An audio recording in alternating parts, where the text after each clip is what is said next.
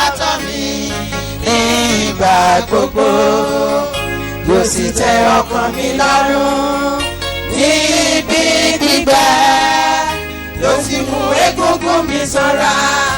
Èmi yóò dàbí ọgbà tí a bomi rìn, àti bí ìsun omi tí omi rẹ̀ kì í tán. Àwọn tèmi yóò mọ̀ bí ahoro àtijọ́ wọn ni.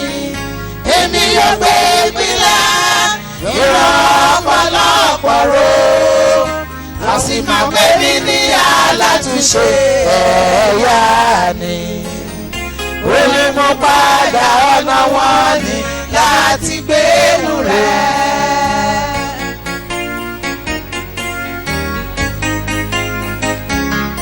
Mo gbàgbọ́ wípé màá ṣe rere. Àti wípé ìfẹ́ Ọlọ́run yóò di mímúṣẹ nínú ayé. Ó ní ìdí tí mo fi wá sáyé, ó ní ìdí tí mo fi wà níbí. Òun ló máa múṣẹ nínú ayé mi. Ó bá lè wá, Ọlọ́run ní ètò dáradára fún ọ. Ó fẹ́ tọ́ ọ, ó fẹ́ gbé ọ, ó fẹ́ gbé ọ lè jìkà rẹ̀. Bó ti wù kí ìjì náà lè tó. Olúwa yóò dàpọ̀ mọ́ ayé yẹn, yóò dàpọ̀ mọ́, yóò ràn ọ́ lọ́wọ́. Yóò máa tọ́ ọ. Olúwa yìí yóò máa tọ́ ọ ní ìgbà gbogbo. Yóò sì tẹ́ ọkàn rẹ lọ́rùn níbi gbígbẹ. Yóò sì mú egungun rẹ̀ sanra. Yóò dàbí ọgbà tí a bomi rìn, àti bí ìsun omi tí omi rẹ̀ kì í tán. Àwọn ìpínlẹ̀ yóò mọ̀ bí ahoro àtijọ́ wọn ni. Ìwọ yóò ṣe ìpínlẹ̀ ìran ọ̀pọ̀lọpọ̀ ró. A sì máa pè ọ́ ní alátúnṣe ẹ̀yà ni. Olùmúpadà ọ̀nà wọn ni láti gbénu rẹ̀. Olùmúpadà ayé wà ní. Láti gbénu rẹ̀. Nípasẹ̀ ayé àgbà ìtura, ayé àgbà ìrànlọ́wọ́. Láti gbénu rẹ̀. Ó jẹ́ olùmúpadà ọ̀nà wọn ni. Láti gbénu rẹ̀. Olúwa yìí yóò máa tọ́ ọ ní ìgbà gbogbo. Yóò tọ́ ọ nígbà gbogbo. Yóò sì tẹ́ ọkàn rẹ lọ́rùn níbi gbígbẹ. Yóò sì mú egungun rẹ sanra. Ìwọ yóò dàbí ọgbà tí a bomi rìn. Ó dàbí ọgbà tí a bomi rìn. Ìsun omi àti bí ìsun omi tí omi rẹ̀ kì í tán. Torí pé àwọn tirẹ̀ yóò mọ̀ bí ahoro àtijọ́ wọn ni. Ìwọ yóò ṣe ìpínlẹ̀ ìran ọ̀pọ̀lọpọ̀ ró. a sì máa pè ọ́ ní alátúnṣe ẹ̀yà ni. Olùmúpadà ọ̀nà wọn ni láti gbénu rẹ̀. We are joining all the saints à ń darapọ̀ mọ́ àwọn ènìyàn mímọ́ and the angels that are falling down before you in àti heaven, àwọn áńgẹ́lì tó ń tẹríba fún and the yín joy lọ́rùn you are having daily over souls that are converted. pẹ̀lú ayọ̀ tẹ̀yìn Ọlọ́run ní lórí àwọn ọkàn tó This gbàgbọ́. morning, the body of Christ here in this local church gathered together in your presence láàárọ̀ yìí ìjọ Ọlọ́run lọ́dọ̀ wa níbí ń kóra to jọ adore you. láti bu ọlá fún yín We bless you. láti bùkún orúkọ yín We give you the glory. a fi ògo fún orúkọ We yín bow down before you. a tẹríba níwájú yín We are going to read a bit of the scriptures. a tún lọ sínú ìwé mímọ́ níwọ̀nba That's where you live and where you give us life. níbi tẹ̀yìn Ọlọ́run gbé tẹ̀ tí ń fún wa ní ìyè. Minister to us this morning. Ẹ bá wa sọ̀rọ̀ Amen. yìí. Revive us. Amen. Tẹ̀síwájú. Revive us. Amen. Tẹ̀síwájú. Bring us directly to your presence. Ẹ mú wa wá Amen. síwájú ẹ̀yin Ọlọ́run. In Jesus' name we pray. Ní orúkọ Jésù ní Amen. àgbàdúrà. He, God, has a higher, brighter, and bigger plans for you. pé ọlọ́run ó ní ètò tó ga tó mọ́lẹ̀ tó tún tóbi fún wa. This is my third point and the fourth lecture. kókó kẹta lábẹ́ àkòrí yìí àti ẹ̀kọ́ kẹrin nìyí. I said in the beginning mo sọ ní ìbẹ̀rẹ̀ pẹ̀pẹ̀. that if you surrender to him, to mo ní his tó o bá will, jọ̀wọ́ rẹ̀ jọ̀wọ́ gbogbo rẹ̀ fún un. surrender yourself to his will, tó o jọ̀wọ́ ara rẹ̀ fún ìfẹ́ rẹ̀. God's plan will be fulfilled in your life. pé ète rẹ̀ á ṣẹ nínú ayé rẹ̀. And I said the anchor mo ní ìdákọ̀ró.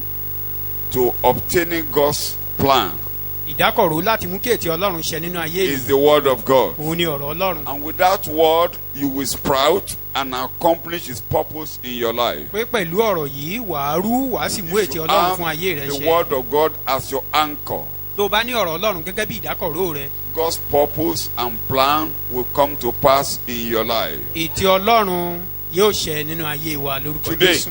lónìí There is a sure and everlasting covenant of mercy, kindness, and goodwill and compassion for you. Amen.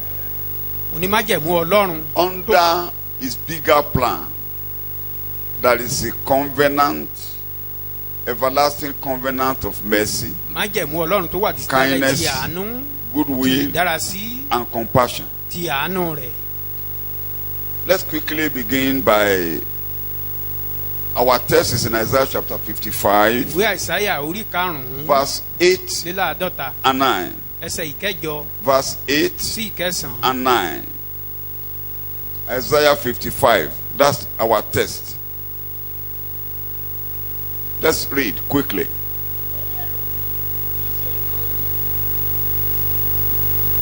Iṣẹ́ ọ̀nà mi ni Olúwa wí. Underline the language I normally say that your way cannot be the way of God. mo ní ọ̀nà wa kò lè jẹ́ ọ̀nà ọlọ́run. Your thought can never be èrò the wa ò thought lè of jẹ́ God. tirẹ̀. If you doubt that, go to the scriptures. tó bá ń ṣiyèméjì lórí eléyìí lọ sínú ìwé mímọ́. Nítorí bí ọ̀run ti ga The thought of man daily is continually evil ibi ni èrò ènìyàn lójoojúmọ́. èrò until ọkàn mi there is a reformation, àfi ìgbà tí ìyípadà bá dé. The tí purpose àtúnṣe bá ṣẹlẹ̀. which I emphasize regularly, èrèdí tí mo máa ń tẹnu mọ́ of coming to lóòrèkóòrè Christ tí èèyàn fi wá sí ọ̀dọ̀ Jésù. is to be transformed òun ni ká lè gba ìyípadà. by the renewing of your mind, nípa títú ọkàn wa to dá. renew your thoughts. láti tú èrò wa dá. And it's a continuous exercise until we leave here. ó sì jẹ́ nǹkan tá a máa tẹ̀síwájú lóòrèkóòrè títí tá a fi kúrò níbí. That's why our apostle offer it as a prayer ìdí nìyí tí àpọ́stélì wa tó fi and gbé kalẹ̀ an gẹ́gẹ́ bí àdúrà appeal. àti bí He ẹ̀bẹ̀. prayed Ó and gbàdúrà. at the same time appeal to everybody ó sì ń rọ gbogbo ènìyàn that you give yourself pé kí á jọ̀wọ́ ara wa as a sacrifice. gẹ́gẹ́ bí ẹbọ.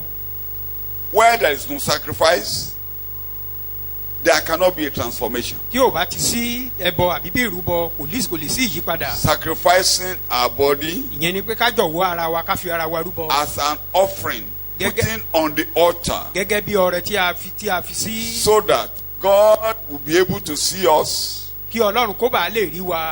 and do the work of transformation. ó sì lè ṣe iṣẹ́ ìyípadà It yìí. is not you that can transform yourself. ìwọ kọ́ ni wàá yí ara rẹ padà. You cannot transform your mind. o ò lè yí ọkàn ara rẹ We padà. have been poisoned in Adam, àti gbé májèlé mì nínú ádámù. and there's no way you can think beyond evil. a sì lè ronú kọjá ibi. And when you think evil, you act evil, tá a bá sì ti ronú ibi àgbé ìgbésẹ̀ and ibi. you speak evil. a sì sọ̀rọ̀ ibi. But when you are on the altar, ṣùgbọ́n tá a bá ti wà níbi pẹpẹ. like identify with Christ, gẹ́gẹ́ bí ká darapọ̀ where mọ́ the Jésù. old man have been nailed to the níbi tá a cross, ti kan ògbólógbò ọkùnrin the nìwọ̀n work àgbélébùú. of transformation will begin in earnest. ọ̀rọ̀ ìyípadà á bẹ̀rẹ̀ And when nǹkan kan. that new thought begin to enter you, tí èrò rere yìí bá ti wá wọnú wa. you begin to enter the center of his will, àwa bẹ̀rẹ̀ sí ní wọnú ète rẹ̀ fún and you ayé grow wa. higher and higher àwa and máa higher gòkè, every a máa day. gòkè sí lójoojúmọ́. You grow higher and higher and higher every a máa day. gòkè sí lójoojúmọ́. The plan the Lord God of heaven has for you ète tí ọlọ́run ọ̀run ní fún wa. will come to pass in the name of àwa sì Jesus. ìmúṣẹ lórí ayé wa So lórúkọ Jésù. don't look at yourself the way you are physically. má wo ara rẹ gẹ́gẹ́ bó Don't ṣe rí yẹn. even look at your background. má tiẹ̀ wo ìpìlẹ̀ rẹ. Don't even look at your family. má wo ẹbí rẹ. Don't look at the country or your má environment. wo orílẹ̀-èdè àbí agbègbè tó All yí I'm ọ̀ká. saying is that God's purpose will come to pass in your ohun life. tí mò ń sọ ni pé ètè ọlọ́run nínú ayé And rẹ̀ á that ṣẹ. purpose cannot be thwarted ète yìí ohunkóhun ò sì lè dàrú. as long as you come to Christ. níwọ̀n ìgbà tó bá ti wá sọ́dọ̀ His Jésù. eternal goal will come to pass in your life in the name of ètò Jesus. ayébáyé rẹ̀ á ṣẹ nínú Let ayé me wa read lórúkọ a Jésù. little bit in Psalm chapter 40 verse 5. orin dáfídì orí ogójì ẹsẹ̀ Quickly, ìkarùn-ún. before I go to my topic this morning. Isaiah. olúwa ọlọ́run mi ọ̀pọ̀lọpọ̀ ní iṣẹ́ ìyanu tí ìwọ ti ń ṣe àti ìrònú rẹ sípa tiwa a kò lè kà wọ́n fún ọ ní Underline the ẹsẹsẹ. language there. Verse 40, chapter 40, verse 5. Yes. bí èmi ò wí tí èmi ò sọ̀rọ̀ wọn wọ́n ju ohun kíkà lọ. You read in English. Many, oh Lord my God, are the wonderful works which you have done. I'm not talking of the wonderful words, but the other point there. What's the other point? Yes. And your thoughts Your thought. towards èrò rẹ us, Your thought towards me. èrò ọlọ́run sí wa. You are reading. no one can compare with you. Nothing can be compared with the thought you have for us. a lè fi ohunkóhun wé èrò tí wọ́n ọlọ́run And the ní sí thought wa. is so high. èrò yìí sì ga So lọ́pọ̀lọpọ̀. high, ó you ga are reading. lọ́pọ̀lọpọ̀. If I should declare and speak of them, they are too many to be numbered. There are too many to be numbered. wọ́n pọ̀ lọ́pọ̀lọpọ̀ láti máa kà. If somebody said ẹnìkan tilẹ̀ sọ. it will be bad if we get to Only heaven, Abu- there's no way when we Ikadoro. get there we will see unclaimed parcels, because so many things God wants us to use us for here. We have not been able to reach there Only- because we limit God in our thought. ó nítorí kò sí kó má ṣeé ṣe pé nígbà tá a bá dọ̀run à á rí àwọn ohun tó tọ́ sí wa tá a rí lò nínú ayé níbí. ó nítorí And people even say that ideally the brain of man is too powerful that no human being can use more than a tenth of his brain before he ẹnìkan lives sọ here. ó ní ọpọlọ tọ́lọ́run dá fún ènìyàn ó ló lágbára tó bẹ́ẹ̀ gẹ́ pé kò sí ẹnìkan tó lè lò ju ìdámẹ́wàá rẹ̀ títí tá a fi kúrò níbí. So what God wants to achieve is too great, ohun tí ọlọ́run fẹ́ mú jáde nínú ayé wa ó ga lọ́pọ̀lọpọ̀. and you can't just limit God. a kò lè fi gbèdéke fún ọlọ́run. When you limit God with your thoughts, tá a bá fi when gbèdéke you fún ọlọ́run limit God with your nínú èrò wa understanding, nínú òye wa you cannot reach the height you want to reach in a the lè world. dé ibi gíga tó fẹ́ ká dé. God meant higher things for you, ohun gíga ni ọlọ́run fẹ́ fún wa. and you will get to higher grounds in the name a of sì Jesus. dé ibi gíga lórúkọ I said you Jésù. will get to higher grounds in a dé ibi Jesus. gíga lórúkọ Jésù. Psalm 92, orí kejì the same verse 5. léláàádọ́rùn-ún ẹsẹ̀ ìkarùn-ún. 92, verse 5. orin dáfídì orí kejìléláàádọ́rùn ẹsẹ̀ ìkarùn-ún. olúwa Yes. iṣẹ́ rẹ ti tóbi tó ìró inú rẹ jinlẹ̀ gidigidi. How great are your doings, O Lord? Yes. Your thoughts are very deep. Deep thoughts. pé èrò rẹ jinlẹ̀. Deep thoughts. èrò rẹ jinlẹ̀. Nobody can find it out. kò sí ẹni tó lè wá jinlẹ̀. God will begin to unfold it as you go along with Him. bá a bá ṣe ń bá a kọ̀wọ́ rìn lára As you allow the word of God to enter you, bá a bá ṣe ń gba ọ̀rọ̀ and náà you báyìí láti wọnú identify, you confess what God said He is, tá a sì darapọ̀ mọ́ tá à ń jẹ́wọ́ and you ohun tó ní believe òun jẹ́ what God has done, tá a sì gbàgbọ́ nínú ohun tó ti ṣe He is what He says He ohun is, tó lóun jẹ́ náà ló jẹ́ and He will do what He said He will ohun do. tó lóun á ṣe yóò ṣe When you identify with Him, tá a bá ti darapọ̀ mọ́. that deep thought will begin to manifest in your life in the èrò name yá wa of máa Jesus. farahàn nínú ayé wa lórúkọ You Jésù. know, when Job had a crisis, nígbà tí Jóòbù wà nù wàhálà all his friends were talking the way they see God. àwọn ọ̀rẹ́ rẹ̀ wọ́n ń sọ̀rọ̀ báwọn ṣe rí Ọlọ́run sí ní He tiwọn. talked a little about the way he sees God, òun sọ̀rọ̀ kékeré níwọ̀nba bó ṣe rí Ọlọ́run sí. but God expected him to see him more. ṣùgbọ́n Ọlọ́run ń retí pé kó rí òun jù bẹ́ẹ̀ And that's why lọ. God queried him. ìdí tọ́lọ́run fi He ń said, béèrè who àwọn is this ìbéèrè one lọ́wọ́ that rẹ̀ is yìí. talking without knowledge? pété alẹ́ni tó ń sọ̀rọ̀ láì ní ìmọ̀ yìí. Because he has not understood God sufficiently. torí kò òye títóbi Ọlọ́run But to òye. the friends were asked to come and repent because they Ṣùgbọ́n àwọn ọ̀rẹ́ rẹ̀ á talked pè wọ́n. to God they were talking nonsense. a pe àwọn ọ̀rẹ́ rẹ̀ wá sí pé kán wá rojú Because ìwàdà torí wọ́n sọ none of ìsọkúsọ them níwájú could ọlọ́run. understand what God was doing at the time Job had crisis. kò tiẹ̀ sí tí òye ohun tí ọlọ́run ṣe yé nígbà tí Jóòbù wà ní Job wàhálà. understood a little. òye díẹ̀ yé Jóòbù. He was only acting on faith, saying Okay. he only believed God is too good and to do evil for him. ó ṣàn fi ìgbàgbọ́ gbé ìgbé ayé rẹ̀ pé ọlọ́run dára jù But bẹ́ẹ̀ lọ. God was telling all of them that my thought is deep. ṣùgbọ́n ọlọ́run sọ fún gbogbo Very pé deep. èrò mi Very jinlẹ̀ deep. èrò mi jinlẹ̀. He has to ask them to go and look at animals, ó look wá at so ó many sọ things fún wọn kọ́ I've lọ́ máa created, wo àwọn look ẹranko at the way I àwọn iṣẹ́ ordered the ọwọ́ world. ohun tóun ti My dá. thought for you is so deep. pé èrò mi fún ọ ó It jinlẹ̀ made lọ́pọ̀lọpọ̀. Job to understand that the most fearless animal, Leviathan, the ọlọ́run most jẹ́ kí fearless Jóòbù animal kó yé Jóòbù pé cannot be compared with man. ẹranko tó tá a bẹ̀rù jù lórí ayé Lẹ́fíátánì ọ̀nì ńlá pé It was Adam who gave that Leviathan a name. pé Ádámù ló sọ Lẹ́fíátánì lórúkọ. No matter how powerful Leviathan was, is under the control of man. bí ìyówù kó ṣe lágbára tó ènìyàn ló ń darí rẹ̀. Everything is under the control of ohun God. gbogbo ló wà ní abẹ́ ìdarí ọlọ́run. So many things are happening in the world which no human being can decode. ọ̀pọ̀lọpọ̀ ohun ló ń ṣẹlẹ̀ láyé tí ènìyàn ò lè mọ ìtumọ̀ And rẹ̀. God has not determined evil for any of you. ọlọ́run ò sì pinnu ibi fún ẹnikẹ́ni nínú wa. Behind any disaster, good is meant for you. tí wàhálà kí wàhálà bá ṣẹlẹ̀ rere lọ́lọ́run ní fún wa nínú rẹ̀. Good is meant for you. rere ni ọlọ́run ní fún wa So nínú rẹ̀. God thought to you is very deep. èrò ọlọ́run fún wa ó jinlẹ̀ lọ́pọ̀lọpọ̀. Like he asked Job, Ó you béèrè lọ́wọ́ know Job. I sent out lightning and they came back to report to me. ṣé o mọ̀ pé mo máa rán mọ̀nàmọ́ná níṣẹ́ tá a fàbọ̀ fún mi. It was during that encounter we were able to understand that there is a father for rain. nínú ìjàkadì láti mọ̀ pé òjò ní bàbá. It was in that encounter that we know what God was using darkness for. nínú ìjàkadì láti rí ohun tí ọlọ́run ń lo òkùnkùn fún. Darkness is not meant to destroy your life. òkùnkùn ò wà fún kábàáyé wa jẹ́. Darkness can decode evil, but to God, Jesus had entered into darkness to bring you out. òkùnkùn lè jẹ́ búburú nítòótọ́ ṣùgbọ́n ọlọ́run ti wọnú rẹ̀ láti With mú Christ's jáde. resurrection, darkness can never overcome you pẹ̀lú again. àjíǹde jésù kristi òkùnkùn ò lè borí wa If mọ́. things is dark, you will come out bright. tí ohun gbogbo bá tilẹ̀ ṣókùnkùn wá Because, jáde pẹ̀lú because ìmọ́lẹ̀. you will shine in the midst of darkness. torí wàá tàn nínú ìmọ́lẹ̀. When he was telling Israel that nígbà tó ń sọ fún àwọn israẹli. when Israel become born again like we are today, nígbà tí wọ́n di tán bá di àtúntí even if gẹ́gẹ́ bá there ti is wà lónìí. darkness around the world, bí òkùnkùn bá tilẹ̀ yí gbogbo ayé they will shine. wọ́n á tàn. We that are in Christ today, according to Isaiah chapter 60, darkness will cover your environment, you will shine.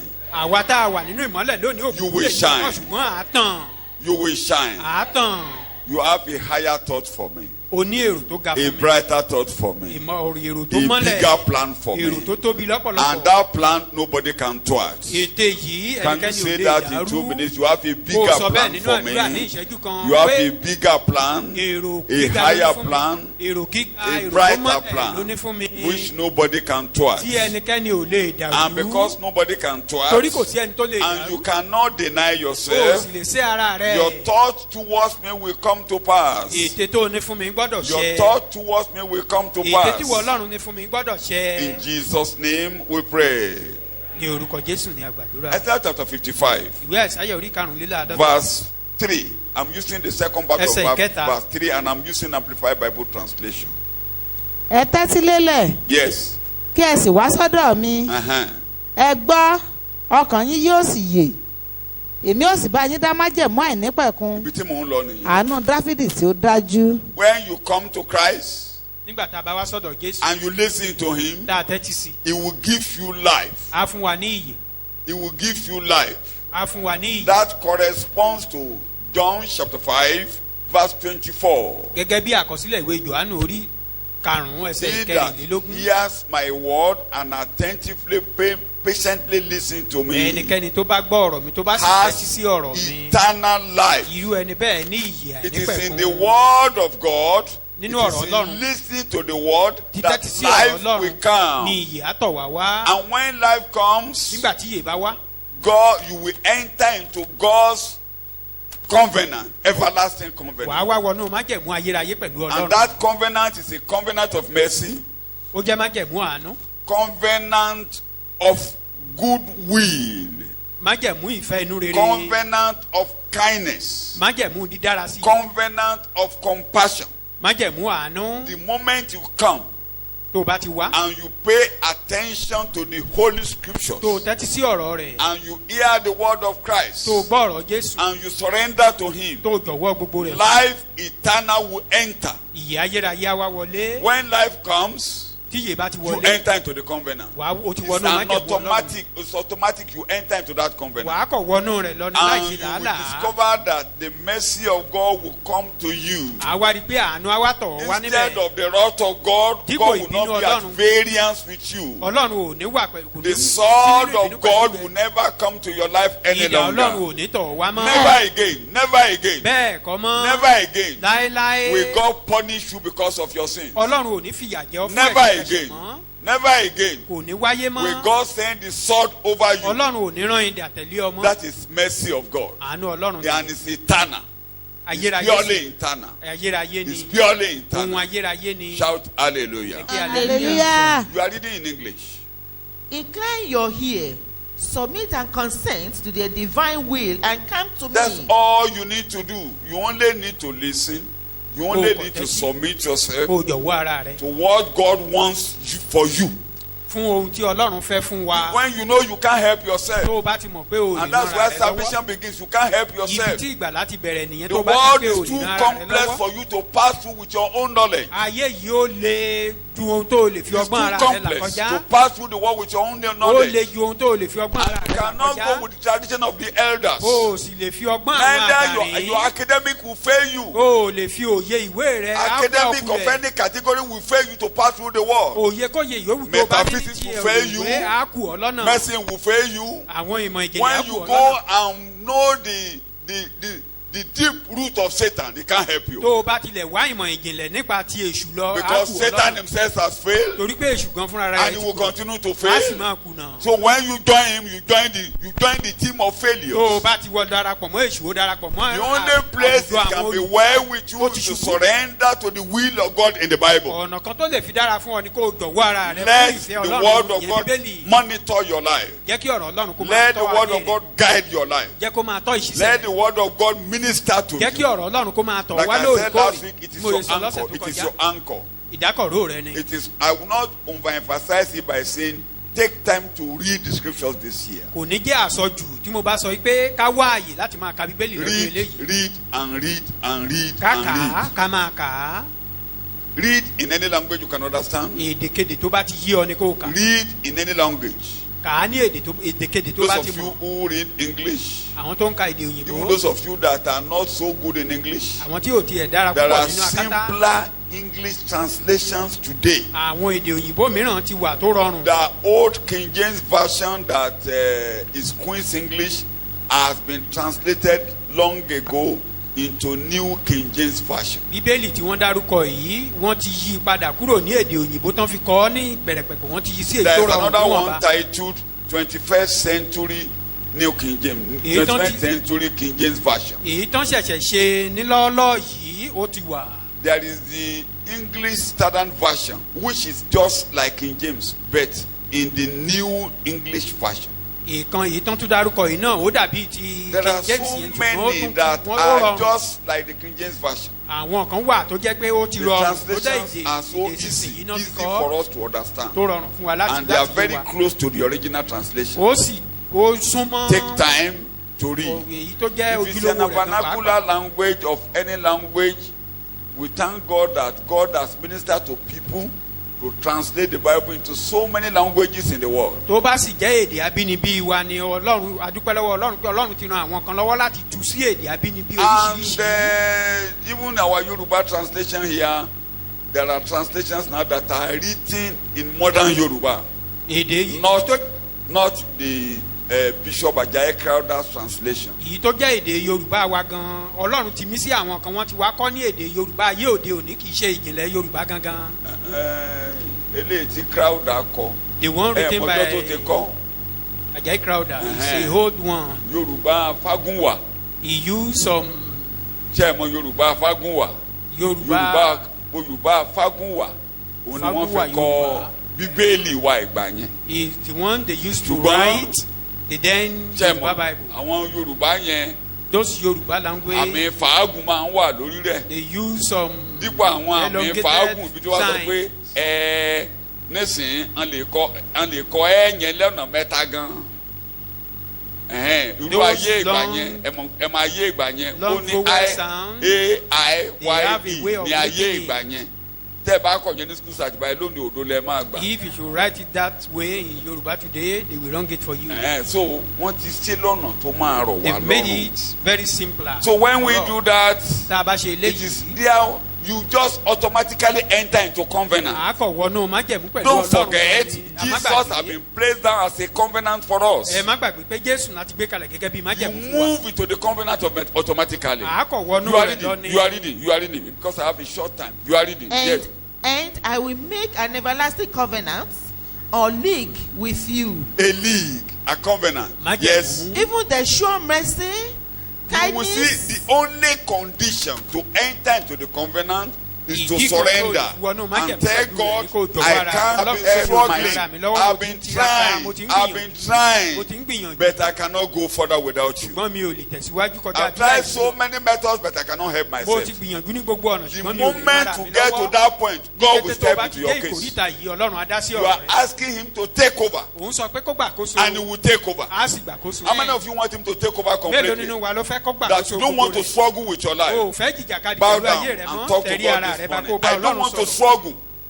Mi ò I've fẹ́ been jìjàkadì struggling. mọ́. Mo I've ti ń been jìjàkadì. trying. Mo fi ń gbìyànjú. I've been trying. Mo ti ń gbìyànjú. Enough of that, oh God. Ó tó gẹ́ bàbá mi. Enough of that, oh God. Ìgbìyànjú mi I tó don't want to gẹ́. struggle with anything in my Mi life. ò fẹ́ làkàkà And lórí that's okòwò why I mọ́. come to you this Tí morning. mo fi wá sọ́dọ̀ rẹ̀ And I'm láàárọ̀ listening yìí. to you right now. Òun tẹ́tí sí ọba Lord, yìí. I surrender. Olúwa mo jọ̀wọ́ gbogbo. All to Jesus I surrender. All to Him I freely give. I will ever trust Him in His presence daily live. I surrender all.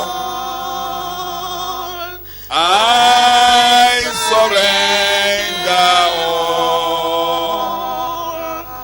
all to Thee, my blessed Savior. Father, I'm praying specifically for those who are actually surrendering to you this morning. Bàbá mò ń gbàdúrà fún àwọn They tó have jọ̀wọ́ got to a jọ̀wọ́ fún ọ láàárọ̀ point yìí. they know they can't do it all Wọ́n ti dé alone. ìkòríta tí wọ́n ti And mọ̀ pé without wọ́n ti you, fúnra wọn. they have failed. Pé láìsí ọ. And they ìkùnà ni. want you, oh God, to take over. Wọ́n sì fẹ́ kí ìwọ bàbá This kó morning, gbàkóso. step in and take over. Láàárọ̀ yìí. dá Step sí in and kó take gbàkóso. over. Tí ẹsẹ̀ bọ̀ ọ̀rọ̀ yìí kó In gbàkóso. Jesus' name, I pray.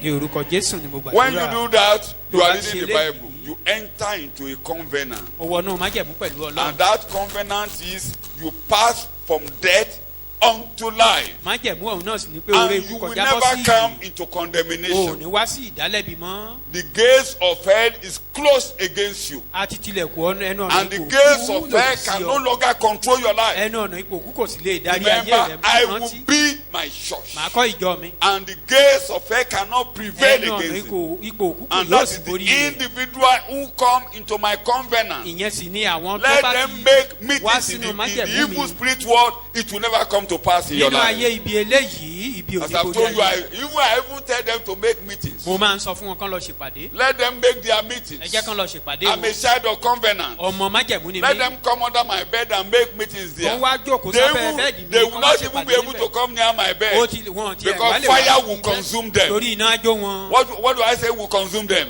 Wọ́n á forí kóná Let them níbẹ̀. go to any mountain. Let Jẹ́ them kán go lọ to sórí any òkè tó bá wù hill. wọ́n, Let lọ them sí go pẹ̀tẹ́lẹ̀ under tó bá wù trees. wọ́n, You kán know lọ they sábẹ́ go to igi. dirty places. Ṣé ẹ mọ̀ ibi tó They dọ̀tí can náà go máa to ń the lọ. dunghill. They Wọ́n can lè lọ go to sórí the. ààtàn. Thank you very much. They can go to the dunghill. Wọ́n lọ sórí They can ààtàn. go to trees and go to Kán lọ anywhere sínú and make their igi. meetings. Kán lọ ṣèpàdé The wọn. gates of hell cannot prevail against Ẹnu you. ọ̀nà ipò òkú ò lè borí So rẹ̀. whatever meeting the enemy is making upon to you Ìpàdé will kí never ìpàdé come to ìlú pass kí ọ̀tá again. máa ṣe kò ní borí ayé Say rẹ̀. that the thought of the devil will Ìwọ never náà sọ come to pass in your life. bẹ́ẹ̀ léèté ibi kò ní borí ayé mi. Because God had deep thought about me. Torí pé Ọlọ́run ní èrò tó jinlẹ̀ fún mi. Jogbede tí mo lò ó nì.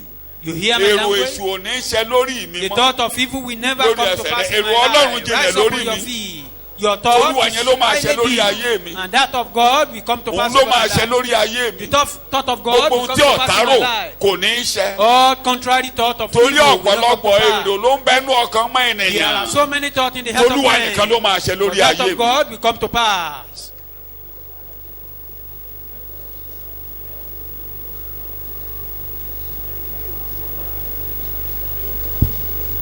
In Jesus' name we pray. Ní orúkọ Jésù In ni a Jesus' gbàdúrà. name we pray. Ní orúkọ Jésù ni a gbàdúrà. Where others are suffering, you will not suffer. Níbi táwọn yòókù ti ń jìyà ò ní jìyà. That's the mercy of God. Àánú Ọlọ́run nìyẹn.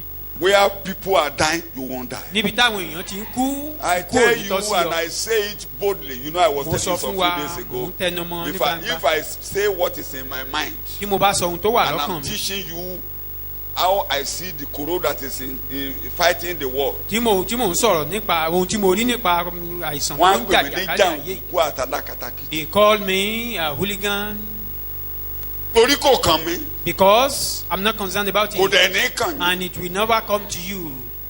Ṣùgbọ́n ẹ má jẹ́ ìyàbàrà. A Mo digression. sọ I said ẹ mú gbogbo òdodo ṣẹ́. Fulfill all righteousness. Ẹ wẹwọ́, Wash your hands. ẹ tàǹbà, Do other things. ẹ fi òróró rawọ́ yín àbí kí náà ẹ kẹfẹ́ gbogbo ohun tán ní kẹfẹ́ rawọ́ ẹ rawọ́. Rub yourself, Ẹ your di hand ẹnu. with Ẹ má tún kó bára antivirus. yín o torí aṣọ yẹn gan-an ó lè kó kòkòrò bá ọ. Don't implicate yourself. Tó o That bá fọ́, if you don't wash that, omi sí sínú rẹ̀. O you tún dàbò sneeze múlẹ̀ in kejì. it and you Gbogbo cover àwọn it with your nose again. elementary science tá a kọ́ àwọn nǹkan tó ń jáde All bẹ́ẹ̀. those elementary Tó bá science gbà- that tó you were bá lò taught in lọ́jọ́ those kan, days.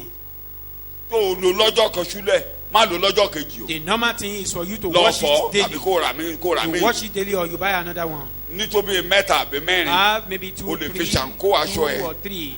You can even make it a pattern of Gẹ́gẹ́ your bí dress. àkókò yìí ṣe rí. According to the season now, Gẹ́gẹ́ bí àkókò yìí ṣe rí. Tó bá ti lò lọ́jọ́ kan ṣúlẹ̀ àwé jùlẹ̀ o. watch Tó o bá mu it lọ́jọ́ daily. kejì If you take it àkóbá the second tó o day, bá wá ń sí it wọ́n á will ní be oníkòró implicated. o. If you are sneezing, they may say you have the virus. Jáàmù gbogbo ohun tó mí sí mọ́ ẹ̀ lánàá ló It's mú ọ̀hún sí all jáde what you are oníkòró breathing in o. again that caused that. Kò ní wọlé yín. It will not come to you. Ẹ dá yàtọ̀. You are peculiar. Sọ bẹ́ẹ̀ mo dá yàtọ̀. Tell yourself I'm a peculiar person. Ọmọ májẹ̀mú sọ bẹ́ẹ̀ fúnra A rẹ̀. child of covenant. Sọ fúnra rẹ̀ ọmọ kíni ọ́. I am a child of Ọmọ covenant. kíni ọ́. Child of covenant. Tó bá fẹ́ ka ọmọ májẹ̀mú ní You want Bíbélì. to read it in the Tó bá Bible. fẹ́ máa gbádùn. You want Tó to bá fẹ́ enjoy. gbé nìyẹn lọ sínú àdúrà kó wá fi jọ́sìn kó kàn fi You máa want to jọ́sìn. worship with Wọ́n wá that. lọ bẹ̀rẹ̀. Ta ni àkọ́kọ́ dá májẹ̀mú fún? Who was the first person that God made covenant with? Ṣé o ti yí ọ? Ṣé o ti gbọ́? Do you hear me? Wà á kọ́kọ́ bẹ̀rẹ̀ pẹ̀lú Noah. Start from Noah. Ibẹ̀ láti kọ́kọ́ sọ̀rọ̀ májẹ̀mú. That is the first place Wá wo covenant gbogbo was ọmọ rẹ̀ mentioned. pátápátá. Look at all his children. Wá wò wọ́n pátá. Look at them all. Àwọn ló ń jáyé lónìí. They are the world today. Àtẹlẹ́yìn tó mọ̀ gọ̀gọ̀rọ̀ tó mọ̀ gọ̀gọ̀rọ̀ tó mọ̀ Even gọ̀rọ̀ the tó one ṣèpèlé that lórí. drunk, Wọ́n tóbi that láyé. God, they were great in the world. Kí mo ní wọ́n ṣe? Tó bá dọ̀ka Bíbélì kódà mo ti kà láàárọ̀ yìí. You read the Bible. I read it this morning. Torí mo ṣẹ̀ṣẹ̀ padà sí Genesis ni. Just returning to Mo Genesis. ṣe padà sí Genesis.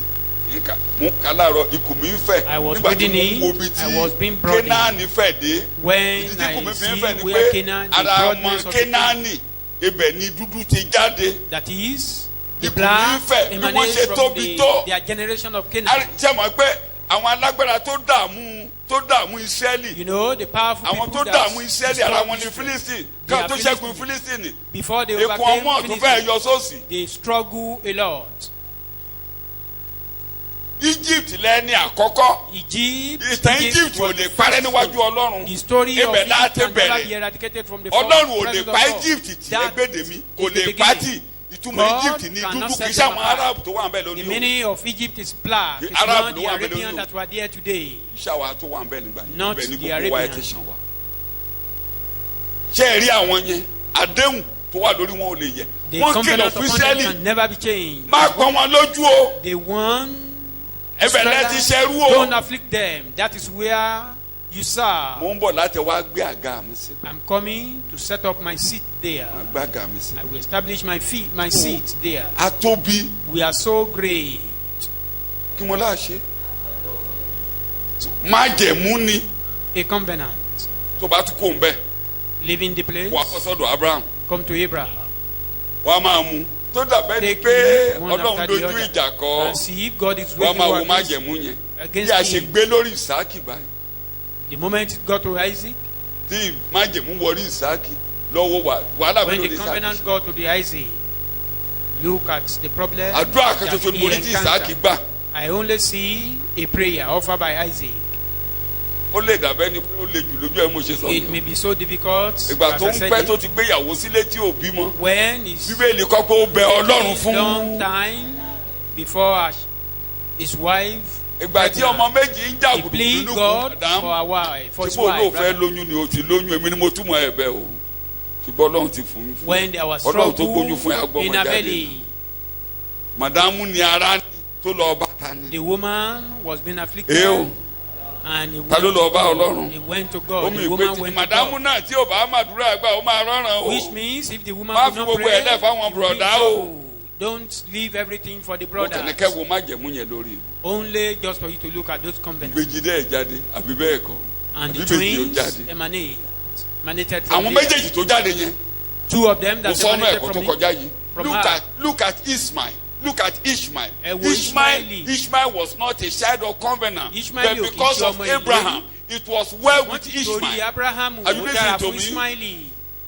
he wasn't a child of covenant Kì í ṣe ọmọ but májẹ̀mú ní because tòótọ́. Abraham God told Abraham because of you I have already blessed Ishmael Ọlọ́run sọ fún Abrahamu torí tìrẹ mo ti bùkún ó ṣẹ̀ṣẹ̀ ń gbàdúrà ó ní ìdí àdúrà fún mo ti You don't bless need to yẹ pray for Ishmael. I've blessed him already. mo ti bless yẹ má Blessed wọrí him already. ọmọ ẹ kan ò ní sọnù láyé None of your child will lost. wọnú májẹ̀mú Enter into covenant. tó bá ti ṣe ọkàn ẹ payá The moment you gbogbo ohun are tó jẹ́ tiẹ̀ pátápátá all that belongs to ẹ you. kábíyì dáadáa Don't kẹ́rin you ni read Bible? títí And kẹ́ ń see, wúrẹ́ wọn even to their goats, adìyẹ wọn their hands. abẹ́ẹ̀ká Don't you read it? àbúrò pa àwọn nìkan ló wà fún Or do you think that covenant is for them alone? wọ́n máa jáde tẹ́rẹ́tẹ́rẹ́ ni They wọ́n came ní wọ́n out. lọ ti gbogbo ewúrẹ́ pátápátá They tẹ́rẹ́tẹ́rẹ́ said we are going with all our beasts. wọ́n lọ nínú ìrìn àjò Ọlọ́run They were sọ̀rọ̀ lórí going- ewúrẹ́ wọn ó sọ̀rọ̀ lórí adìyẹ God talk ó about sọ̀rọ̀ lórí their gbogbo goats, tí wọ́n ní about their pátápátá fowl, and all what they have, nítorí tiẹ̀ just for your sake. ó sọ̀rọ̀ lórí ilẹ̀ oko wọn. Talk about their farmland. You are moving into a new covenant.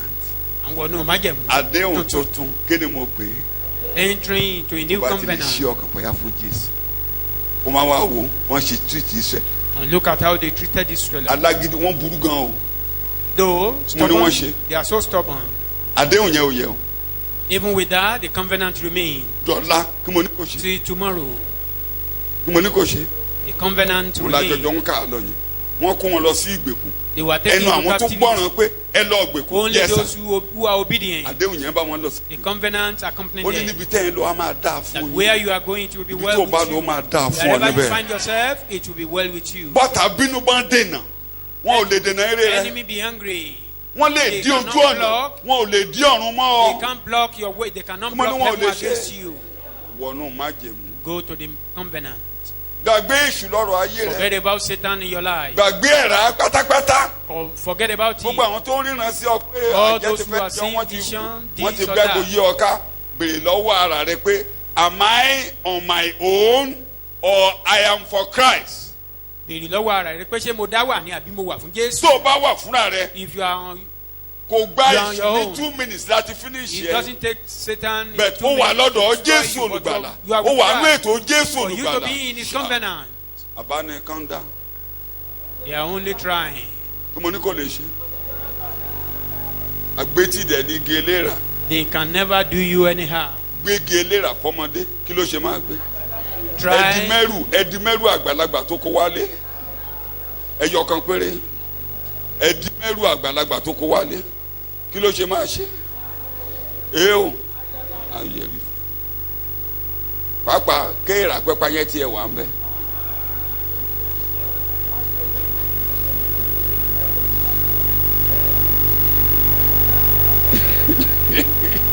Ìwọ kọ́ ló máa sọ̀tàn pé ò gbégi. You are not the one that will tell the story Bẹ́ẹ̀ bó that ṣe you rí carry gẹ́lẹ́ the nìyẹn. tree. So So ẹni bá also, lóun fẹ́ ba tiẹ̀ jẹ́ tó if bá lóun anyone plan is fún ẹ, saying òun kọ́ ló máa kọ planning ìtàn evil to rẹ̀. you, he will not stand. He will not. Òun be kọ́ the ló one to máa kọ write the ìtàn story. rẹ̀. He will not leave Inú àdéhùn tó to tell wà the lọ, story. Ọlọ́run kò yàn wá sí ìbínú. God had not chosen you Kí for ni mo wí us. ẹ̀yin ọmọ Ọlọ́run? Ó yàn wá sí ìgbàlà. Choose us to salvation. Ìbínú Ọlọ́run ti kọjá lọ bí mo ló kọjá The wrath lọ. of God is over. O ìtú yẹ kí dà bá ọ, ìdà ò ní bá ọ mọ́. Where the salt of God to come upon you, it will not. Máa kọ́ lójoojúmọ́ bọ́mọ mi ṣe kọ́ wa o. Continue singing the Ìjì bá ń song. jà ayé, Là ó dájú. bára bá ń ní ayé. Ara òní ni mí mo mọ̀ yẹn. Níbo ni mo wà? Níwájú Olúwa, ẹ̀kúnrẹ́rẹ́ ayọ̀ àti ire ni. Sọ bẹ́ẹ̀. Ibi ò ní bá mi, ire ọwọ́ mi rí. Mo ṣe pariwo kòró léṣi. They cried Olaja about abo the laja. virus last year and we escaped through it. Ebi pa okú léṣi. Were you Wọ́n séde, wọ́n séjà, wọ́n ti gbogbo rẹ̀. Ó jẹ àbó ò jẹ. shut the market? O lè má shut jẹun tó yẹ kó jẹ, everywhere? ṣùgbọ́n o ṣáà Even jẹun. you eat. Though you may not eat what you really like, but O. you eat something. You eat something. Bó ṣe rí ni. Shout hallelujah. Eke hallelujah. Shout hallelujah. Eke hallelujah. So inú àdéhùn ni. In covenant, it's in Àdéhùn covenant. yẹn wá lágbára The because covenant is so Jesus powerful. has taken the blood to the altar. Torí pé Jésù Let ti me gbé emphasize just two ẹbọ things. dókè. Number one, there is a place for you in the palace. Pé àyè wà There fún is ọ a place for láàfin. you in God's palace. Àyè wà fún wa láàfin The bàbá. covenant has given you a place in the palace. Májẹ̀mú ti fún wa láàyè láàfin. Are you listening to me? Ṣé ẹ̀ ń gbọ́ mi? The Israelites were in Babylon, Àwọn ọmọ Ísírẹ́lì wà ní Bábílónì. and they will have no right Wọn ò ní to ẹ̀tọ́ kan. anything than punishment. Wọn ò And ní ẹ̀tọ́ sí they nǹkan were kan to be àfìyà. given crumbs in Babylon. Kọ́kọ́ máa fún wọn ní èrú oúnjẹ But jẹ. those of them who went to Babylon, Ṣùgbọ́n gbogbo wọn tán lọ sí Bábílónì. all of them had places in the palace. Ṣùgbọ́n wọ́n láàyè.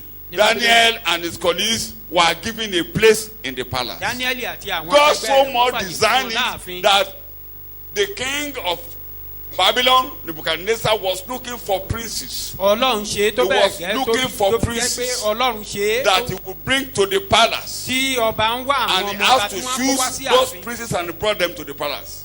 Wọ́n sì wá wọn wọ́n And kó by wọn wá sáàfin. providence, we find Esther in the palace. Nípasẹ̀ ìmọ̀tẹ́lẹ̀ Ọlọ́run àbá Ẹ́sítérì Akẹ́dẹ́dẹ́ níbẹ̀. dàrú náà máa fà ó sókè. Something will just be wrong and Nínú they kòró, just try òkè to ló máa locate lọ. you. You be lifted up.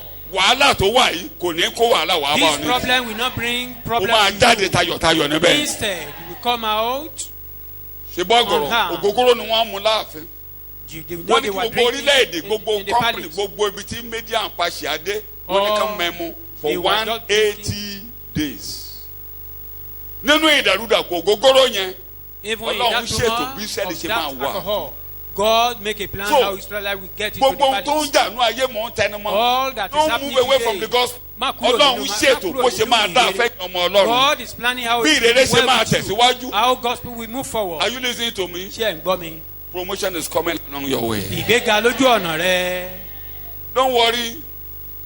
The government of Nigeria, whether it's original Buhari, Ìjọba Nàìjíríà Or is fake ẹ má Buhari? bẹ̀rù. Ìbá jẹ́ whether he Buhari hears gidi what is àbí going on, Buhari ayédèrú. whether there is a Kaba or there is no Kaba, Bóyá it will àwọn be well ìjọba with kan you. wà wà bí kò sí àwọn ìjọba kan tó ń ṣèjọba á dára fún wa níbẹ̀. Somebody will be there Ẹnìkan to wà do níbẹ̀. evil that good may come to you. Ẹnìkan wà níbẹ̀ tá a ṣe bí tírere àtinú rẹ̀ jáde fún wa. Fọkàn ẹ balẹ̀ o. Just calm down. Òun ni wọ́n kọ sí wa lẹ́ẹ̀kan yìí. That is the song. Má fòyà ohunkóhun. Fear. Má fòyà kí ni wọ́n pè é. Do not be fearful. God will take care of Be you. afraid of nothing. Ọlọ́run á tọ́jú rẹ. God will take care of you. Ọlọ́run á tọ́jú rẹ. God will take care of you. Ọlọ́run á tọ́jú rẹ. Whatever hidden agenda they could be having. Ohunkóhun yòówù kan nínú Look, ìkọ̀kọ̀. close your ears to what they call northern agenda in Nigeria. Di etí rẹ sí ohun tán ní tán Let them sọ call pé it májẹ̀mú àwọn ará nepotism. àríwá. Just wait. Just wait. Something great is coming on your way. Pé ohun tó ga ó ń bọ̀ lójú ọ̀nà. Something great is coming on your way. Ohun tó ga ń bọ̀ lójú ọ̀nà wa. God's covenant cannot be thwarted. Kò sí ẹni tó lè yí májẹ̀mú Ọlọ́run. So to call padà. this church, Kó you all dàrú. knew within a short period, Esther find himself in the palace. Láìpẹ́ ọjọ́ Ẹ́sítérì ìbára rẹ̀ láàfin ọba. Kò lágùn o. without struggle. ó ṣiṣẹ́ lé lórí. Or did he work for it? bàbá rẹ̀ gba àdúrà gan-an. Our father prayed kẹ́ má a gbàdúrà o. lot. I'm not saying you shouldn't pray. ẹ dúró nípò yín níwájú olúwa ló ṣe pàtàkì. Take your position in the presence of ntọ́lọ́run ti God. kọ kò lè mọ́ ṣẹ́. What God has written Kí mo ní kó lè mọ́ cannot ṣe. but come to pass. ẹ̀ẹ́ká dédé rí i pé nǹkan á máa. You just see fúnra ara rẹ̀ everything will just be ìrè coming to ayé pass mi on á the wá hand mi of rí. God. Ilẹ̀kùn ìbùkún mi á ṣí o, n ó gbìn, n ó kórè. Ọ̀rọ̀ lórí màá ní, máa jẹ́mú rẹ̀ lórí mi ó ṣẹ. Nígbà tí wọ́n lé ní ọ̀run. sọ bẹ́ẹ̀ àdéhùn olúwa kì í yẹ ìrè á wá. torí ààyè ti wà láàfin. Because there is a place in the parliament. ẹnìkan ti ṣáájú. Someone has been there. olùgbàlà ti lọ ọbẹ̀. The Saviour is there ẹ̀jẹ̀ already. májẹ̀mú ń bẹ lórí Lord of pẹpẹ. covenant is on the throne. nítorí náà gbogbo ọmọ májẹ̀mú pátápátá. Here for all children of covenant. ẹ là ayé kọjá. You will pass through this ẹ lè ní world. wàhálà. You may have challenges. ṣùgbọ́n májẹ̀mú ò ní yẹ̀ But lórí the ayé yìí. covenant will never be moved. gbogbo ohun tó máa ṣe yín láǹfààní lórí ilẹ̀ olúwa All yóò ṣe those fún things that will yín. befit you Ẹ upon má this gbàgbé land, ilé là ń will lọ do o. it for you. Don't Ilé là ń lọ o. forget, we are heading home. àálànú wàhálà kọjá We níbí. pass through challenges ṣùgbọ́n ilé là ń here, lọ. but we are getting home. wàhálà kí wàhálà tó bá ṣẹlẹ̀. Whatever problem you òjò encounter, ìbùkún ló máa rọ̀ lórí ayé yín lórúkọ showers Jésù. of blessing will come upon So you. take it with joy. Ká fi tayọ̀tayọ̀ gbà. Take it with joy. Ká fayọ̀ gbà. You were talking of we are talking of the tank of thanksgiving that is uncommon. Àwọn ìdúpẹ́ tó ṣọ̀wọ́n. That's what we were talking this morning. And that Ìdúpẹ́ tó thanksgiving ṣọ̀wọ́n. is the type that made Paul and Silas. Can you see somebody? When you see the arrest in Philippi, Tẹ́ ẹ bá rí bọ́n ṣe ń kó bọ́n ṣe mú wọn ní Fílípínì. it was so annoying that Ó bí ni nínú lọ́pọ̀lọpọ̀. you just feel that this is a devilish government. Tẹ́ ẹ wá wò pé ìjọba èṣù lélẹ́yìí. Wọ́n kéde wọ́n lọ obìnrin kan mi kéde A particular woman was preaching obìnrin the ẹlẹ́mìí gospel, èṣù kan mi pariwo ní títì. and a Ìránṣẹ́ devilish Ọlọ́run woman was tó shouting. mú ọ̀rọ̀ ìgbàlà wá. The woman of God that Bọ́ọ̀lù brings ní the word of lórúkọ Jésù salvation. ẹ̀mí Paul èṣù said, náà kó jáde ẹ̀mọ̀ yẹn rí gbàlà the evil ayé spirit rẹ̀ in dáa you should vacate, and that person was olówó healed. rẹ̀ dẹ̀ dìde ó kérò jọ And the owner gathered wọ́n ti people. gbàjẹ́ lẹ́nu He said they've taken wọ́n dẹ̀ his wọ́n bread dẹ̀ lù and they beat wọ́n mú lọ Paul sọ́dọ̀ adájọ́ wọn ò béèrè kankan lọ́wọ́ ẹ̀ They took him adájọ́ náà pàṣẹ pé kán lọ to tì the door, mọ́lé and they carry Irú out kóòtù a jungle kangaroo wo justice nìyẹn? there. ẹ jọ̀ọ́ ṣé ó yẹ kínú Paul dùn Should Paul gẹ́gẹ́ be bí happy ẹni ara as a ẹ́ carnal?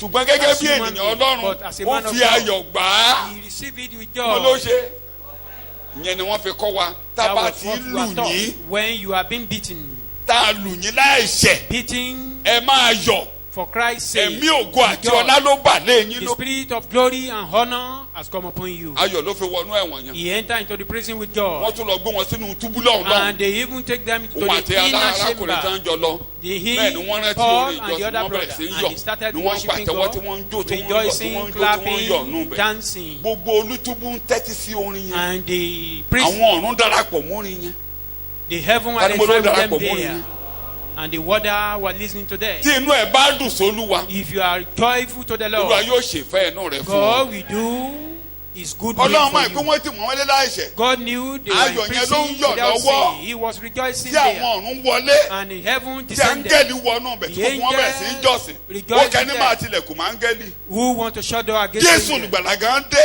Jesus even came.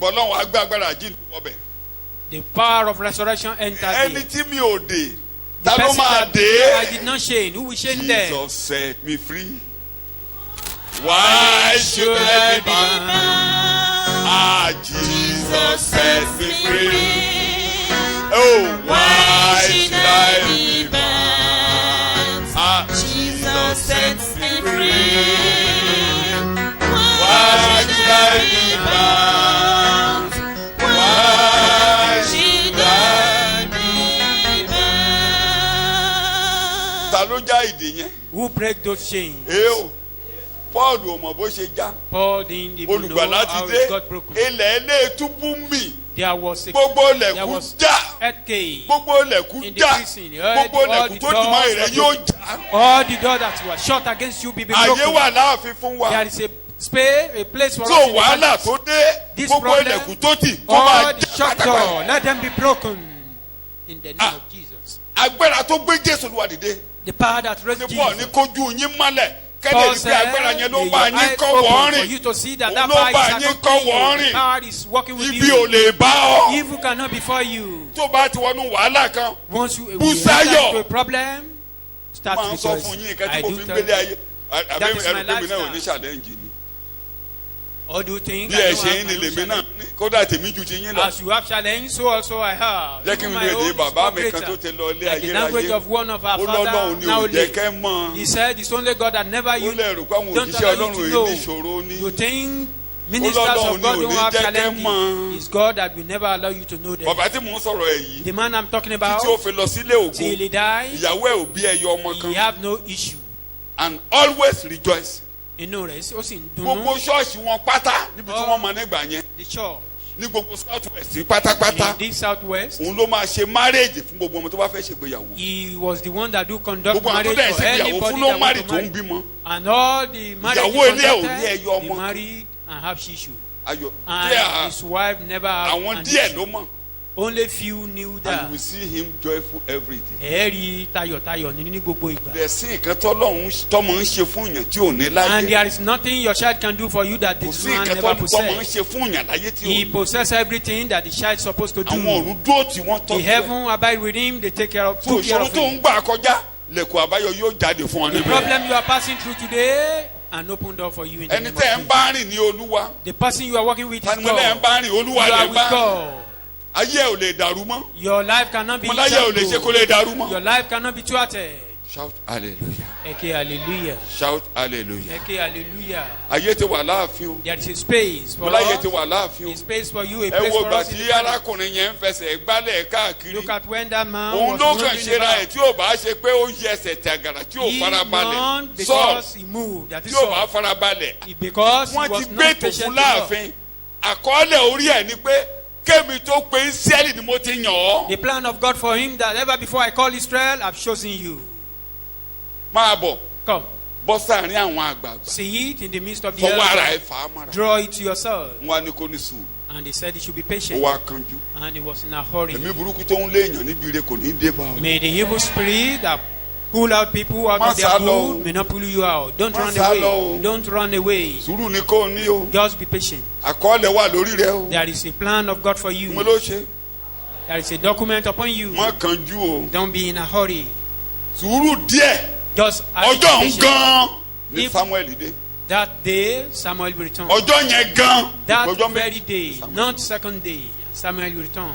dúró dè mí Wait for me àwa fìdí májẹ̀mú múlẹ̀ to establish the àwa covenant fìdí of ìjọba God. rẹ̀ múlẹ̀ To establish ṣùgbọ́n your wá rí reign. wàhálà But there was a ó wá rí challenge. pé ogun ń bọ̀ ogun ń bọ̀ He discovered the battle is ẹgbẹ́ èdè tó lò drawing near. èdè tó bí ìyàn nínú ó ní mo ti ara mi Said I push Má tira myself. rẹ o. Don't push yourself. mo ti ara mi I má push tira rẹ myself. o Don't push yourself. bí a ṣe yọkù òun májẹ̀mú ni And that was how he was removed from the covenant of ètò God. ayébáyé tọ́lọ́run ní fún bó ṣe Eternal yẹ ni plan of God was moved. ní sùúrù Be patient. má tira rẹ o Don't push yourself. má jẹ́ kójú kó bá ọ Don't let your eyes implicate you. ogun ò lè mú ọ níwájú Ọlọ́run No battle can take you away from the ìjì presence tó ń of jà God. kò lè dá ayé rẹ The rú o storm that is surrounding you cannot mo thwart máa your ń life. pariwo ẹ̀ nígbà gbogbo I nígbà tẹ́mi do má tiẹ̀ cry ti tẹ́ mọ́ mi about it létí when the Holy Spirit has Ẹ̀mí má emphasized tẹ̀ that mọ́ in mi my létí. heart. kọ́mọ mi tó sọ́dọ̀rin Even before it was turned into a song here. màá rán yín létí I will remind you, kẹ́ ẹ mọ̀ pé mo máa ń gbá ọnú wàhálà kọjá for you to Ní know ọdún that tí a I ní do pass through wàhálà my own nílé wa challenge. ni. The time àwọn olè wàá without jẹ́ kí n gbádùn the thieves who are now disturbing me. mo ń ṣẹ̀kọ́ lọ́jọ́ Sunday I mi was teaching here bẹ́ẹ̀ mo on bọ́ sínú Sunday. ẹ̀kọ́ yẹn And I ariwo was- lásán I ariwo said lásán ordinary noise. ọmọ fọ́gànà nínú ilé mi The lọ́wọ́ burglars were pulling down the wall àìkẹ́ of my nígbà house. táwọn ọ̀nà wọlé wọ́n gbà àìkẹ́ They don't have access. They use bẹ́ẹ̀ ni mo mi apps. pariwo níbí And I ariwo was lásán shouting, "It's you can't ordinary disturb noise." me you are Oh, just you're making letting noise. me know, ariwo lásán lẹ̀ ń bàmá pa. adélé àǹtí By mi the time jíkà we got fọ́gànà home, wọlé they've broken the ariwo wall lásán and kí ni mo pè entered. just ordinary ṣé kì í news. ṣariwo lásán Isn't it èmi ordinary náà news? sì rè lónìí Here báyìí am I today. ṣé ibi tí mo wà nígbà yẹn ni mo wà lónìí báyìí Do I mo remain ní ṣé ibi tí mo wà stagnant? lónìí ni mo wà Do I lónìí remain stagnant nínú ẹ̀mí since ṣé bẹ́ẹ̀ ni mo wà since then? nínú nǹkan ara tó lè jí kò yẹn ṣé bẹ́ẹ̀ ni mo wà and lónìí spiritually, do I remain Yẹ̀yẹ́. stagnant? No. jíìpù tí mò ń lò kọ́ nígbà yẹn ni mò ń lò sí yẹn ti lọ I'm not using the same jeep I mo was sá fún using then. jíìpù gan jíìpù tún I even ran away from jeep, another one came. mo ní mi ò rówó mẹ́tẹ́ mo lọ́wọ́ mi ò ká mo I ní said kẹta I dànù cannot wọ́n ta maintain it. That you said mo wá it mọ́tò all. kékeré mo wá I mọ́tò look kékeré for a ẹ tún single fẹ́ gbé car. ẹ tún náà máa gbé They said they want to steal it. pé wọ́n bọ́ ìgbọ́dọ̀ fẹsẹ̀ rìn That you must be walking wọ́n through bọ́ ìgbọ́dọ̀ badges. rún pa You must be wretched. ariwo lásán Ordinary noise. sọ bẹ́ẹ̀ ariwo lásán lẹ̀ ń Tell pa them they are only making noise. kò ní wáyé mọ́ Never come to life in my life kò ní anymore. wáyé mọ́ sọ sókè wáyé mọ́ lórí ayé mi kò ní wáyé mọ́ nítorí pé àtijọ́ nìyẹn ọjọ́ rere mi lóde Sátánì máa halẹ̀ mọ́ mi mọ́ ariwo lásán ló ń wá kiri mo fọwọ́ sọ̀yà nínú Jésù ẹni tó gbé ọjọ́ búburú lọ nípa ẹ̀jẹ̀ májẹ̀mú.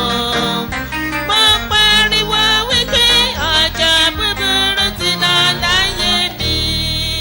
tó ariwo lọ̀tá ń pa Enemy is only making noise. o lè gbọ́ ní ìṣòro rédíò kó dàbí pé And má how do you yàgbẹ́ on má the radio yàgbẹ́ as if you want to pass excreta. ṣé ẹ mọ̀ pé olóòbù kú léṣù You know Satan is. kí mi tó ra gbálá padà síwájú olúwa ìgbẹ́yẹ̀ ló jẹ́ kí n sọ bẹ́ẹ̀ mú sọ lójú yín I've said it here. ọmọ tó wà ní bọ́sikọ́tà ilé mi àti The kókó person ní bọ́sikọ́tà living in the fọ́lú bus jígà quarter. yẹn àwọn àgbà tenant kan síbẹ̀ kàmá ní There torí inú was a igbó làwọn kàmá tenant ní kàmá there gbélé just for us not to be alone lódédé there. pariwo pé hólè hólè He was just shouting thieves, thieves. mo ti ẹ̀rù pé Gold FM ni I thought it was on I Gold said, "No, lady, FM, not at the knowing taxi." it was in the house. náà mi sá lẹ́yìn fẹ́ǹsì They were running at the back of the fence. mo lọ yàgbẹ́ I was stressed.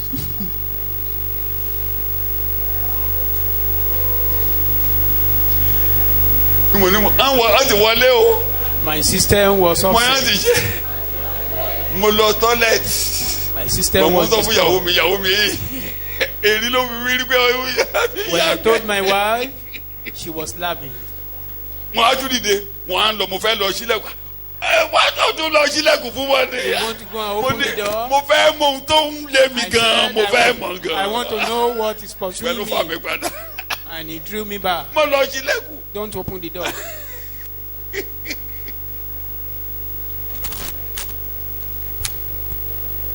ó lé kankankan It's very mo wá tough. wáyè Was very tough then. mo á ń bẹ Ọlọ́run fún mi I láyè have- jẹ́ kí n mí jáde I fún mi lókun please ìjọsìn God to nígbà mo wá rí give mi me ìjọsìn an access to his ó dẹ́kun presence. níta mo ń sọ mo máa ń sọ níta It bó got bá a point. tó bá wù wọ́n kẹ́ tó máa kóra wọn If jọ they like, mo ní they àká like even open my gate Mo ní mo lè ṣílẹ̀kùn Kí n má tì í. sílẹ̀ for me not to close it again. wọ́n wọlé mi ju ẹ̀mẹ́rin They came more than 4 times. ẹ̀ẹ̀mejì ni wọ́n gbé laptop mi lọ They took laptop 2 times. ṣé ó da ayé mi rú Does that thwart my life? mo ní ṣé ó da ayé mi rú Does it change the plan of God for bẹ́ẹ̀ my ni pé kí life? mi kẹ́rù kí mi fi ṣe ẹ̀ẹ́lẹ̀ kí As mi if já wàá mi sá I should lọ abandon this work and run away.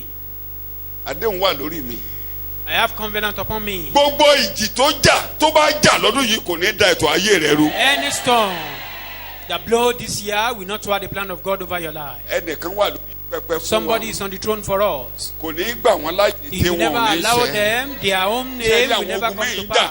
to move you forward to move you forward move you There forward could be some storm Move you forward. just to make you to you are growing progress. higher. Ibi gíga là ń lọ. gòkè lọ síbi gíga Mo gòkè sí i lójoojúmọ́. Mo gbàdúrà Àdúrà bí mo ti lọ. Olúwajà kèmí sókè. Olúwajà kèmí sókè. Fà mí lọ sí ibi gíga. Àpáta tó kájú mi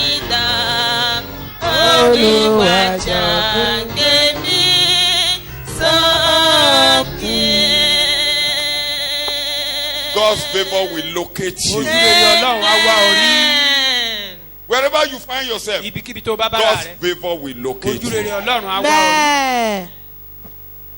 Ṣé à ń pẹ́ inú gbó, You know, in the book, inú ìyà ni In wọ́n gbé suffering. Joseph lọ. that is where they thrown Joseph into. Àwọn tó ta Those who wọ́n sold ní him ètí Ọlọ́run ò ní ṣẹ They mọ́ say the lára. plan of God will never fulfill. À á máa wò We'll be ó looking at it. bóyá àlá rẹ̀ Ah. yóò ṣẹ. Maybe his Ó ṣe dream àbí will kò come ṣe? to pass. But eventually it came to pass. Bó ṣe ń lọ báyìí torí ọmọ As he was májẹ̀mú ni. going because it's a child of covenant. Ọmọ májẹ̀mú ni báyìí.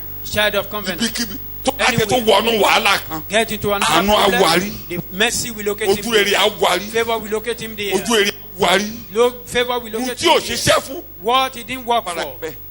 Ohun tí ò gbàdúrà lé lórí, What he didn't pray for. ipò tí ò lérò. The position he never expect. He will find himself Wọ́n là á there. wò bóyá àlá rẹ̀ yóò We'll ṣẹ. be looking at it. Jẹ́ n parí ẹ̀ How the síbẹ̀. dream will come to pass. My dream will come to pass Àlá mi á one day. ṣẹ. Sọ́sọ́kè kí n gbọ́. Sọ́sọ́kè mo ní kó kọ́ lórí omi náwó mo ní kó kọ́ lórí. My dream will. Àlá mi yóò ṣe lọ́jọ́ kan pé mo sì nílé fún mi. Kọ́sọ́kè. Ṣọ̀pọ̀ àwọn tirẹ̀ mọ́ títí dópin ayé. Ó dájú pé àlá mi yóò ṣẹ. Dájú àlá mi yóò ṣe lọ́jọ́ kan pé mo sì nílé Jésù nìkan. Yóò pa àwọn tirẹ̀ mọ́ títí dópin ayé. Ó dájú pé àlá mi yóò ṣẹ. Lórí ẹsẹ̀ ìwọ náà jọ sí ètò Ọlọ́run yóò ṣẹ lórí ayé rẹ. That my dream will come to pass. Yóò ṣẹ.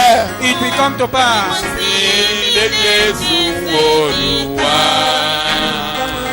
Yóò pa wọ́n tirẹ̀ mọ́ títí dópin ayé. Ní àjọ mi yóò ṣẹ. Ọmọ májẹ̀mú ni mí ò la fi jọ́sìn. Ọmọ májẹ̀mú ni mo ti wọnú májẹ̀mú pẹ̀lú Olúwa lọ. Enter into a covenant with Mo ti God. wọnú àdéhùn Olúwa lọ. Enter into promises with God. Kò bọ́ta lè pariwo kó pariwo kó Enemy gbó may bí make ajá. noise. They can back us down. Ẹni bá dáná ló máa wọnú lọ́lọ́ ọjọ́. Anyone that kindle fire, we enter into the fire. Pé fún wa. For us.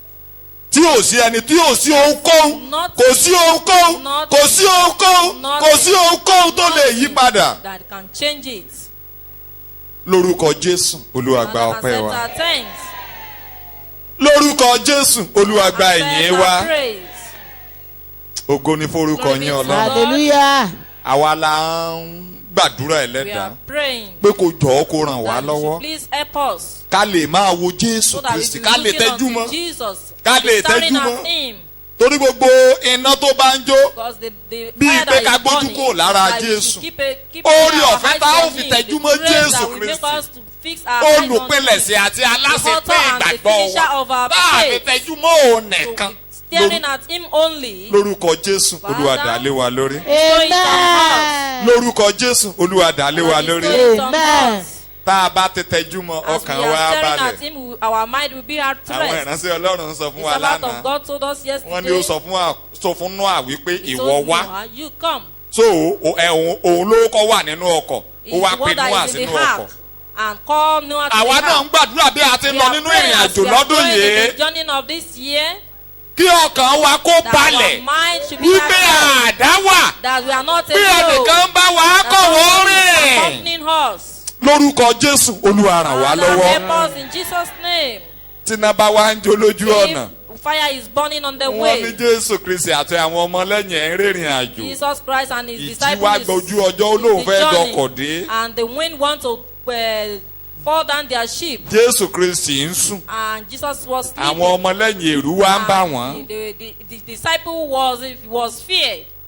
Wọ́n wá ní Jésù Kristi ṣé ò ní dá sí ni sóò Can't you bìkítà ni. intervene?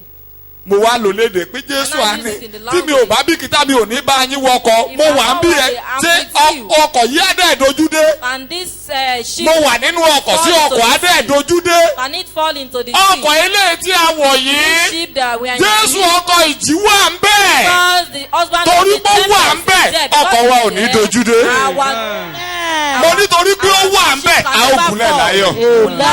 mo ní lórúkọ Jésù ẹ ó gúnlẹ̀ láyọ̀. bí a ti ń lọ nínú ìrìn àjò lórúkọ Jésù kì yóò sí òfò ẹ̀mí.